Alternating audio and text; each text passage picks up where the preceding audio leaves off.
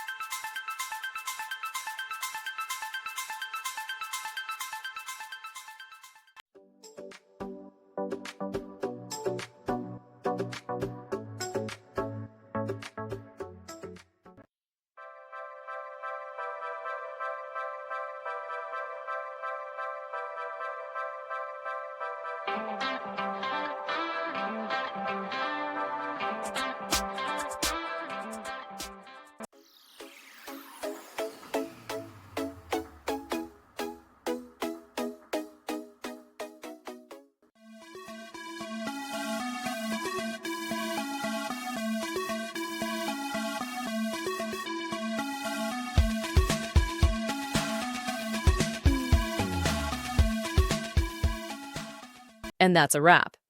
I hope you found the answer you were looking for. If you did, take a second to hit that subscribe button. It really helps out. And let me know in the comments which solution worked best for you. See you next time in the debug zone.